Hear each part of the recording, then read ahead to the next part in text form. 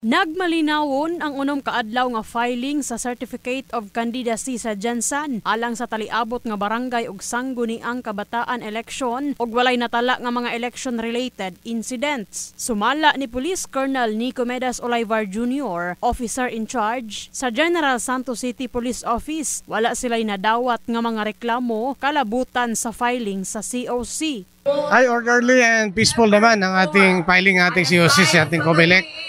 Ay, in fact, wala namang reported na o blatter man lang na form of harassment or nagre-reklamo sa ating filing of COC. Maganda naman ang ating filing.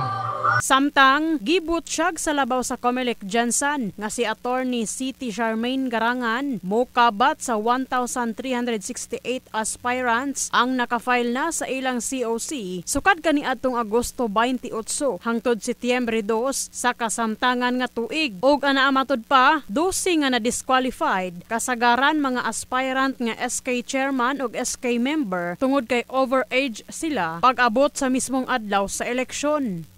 Usual lang na cause ng delay minsan merong mga blanco, no, hindi na nila lahat pinifill out yung mga tanong. So yun, pinapa-fill out, pinapakompleto namin sa kanila. Kunyari hindi applicable sa kanila yung tanong, like kunyari hindi sila married, so dapat i-check nila yung single, ganun, or kung tapos yung if married tapos may blanco, name of spouse, 'di ba, may ganyan.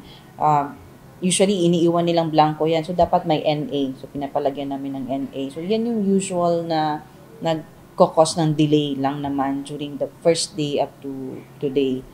Pero as of yung mga major errors, wala naman so far. So, wala namang na-disqualified? Meron din. Meron mga na-disqualified, usually mga overage.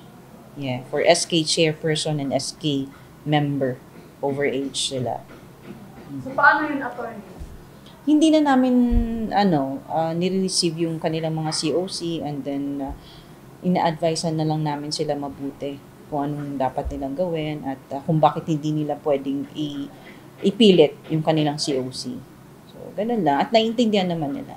Matud ni Attorney Garangan, lakip sa ilang basihan sa wala pagdawat sa COC sa uban nga mga aspirant nga SK mao ang incomplete form, dili registered voter sa Jansan og deactivated ang registration sa COMELEC. Luyon ni ini, nagpasalamat ang opisyal sa mga kapulisan, kasundaluhan, LGU officials ug uban pa nga mga security personnel lakip na sa mga aspirants nga nagpartisipar aron magmalampuson ang filing sa COC. Of course, gusto kong pasalamatan lahat ng ating partner agencies, no? Nandiyan na yung PNP, AFP, Coast Guard, yung DILG, and halos lahat ng agencies dito, LGU, lahat.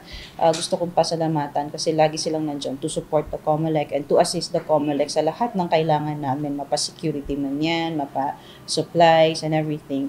And then, gusto ko rin pasalamatan lahat ng aspirants, no? Kasi lahat masunurin. Lahat sumunod sa mga guidelines, no? Sa abot ng kanilang makakaya. Sinusunod naman nila lahat ng rules and guidelines regarding the filing of COCs. And then of course, my staff, I want to thank my staff for their hard work, no? Lagi sila, kung di dahil sa kanila, hindi naman to magiging successful. So, yun lang. Human sumala pa sa filing sa COC, takda na sab nga mag-training ang mga personahe sa COMELEC Jansan sama sa mga electoral board isip pagpangandam sa BSKA sa Oktubre 30 sa kasamtangan nga tuig. In the heart of changing lives, kini sa Brigada Enami Mugpon sa Brigada News Jansan. Brigada News.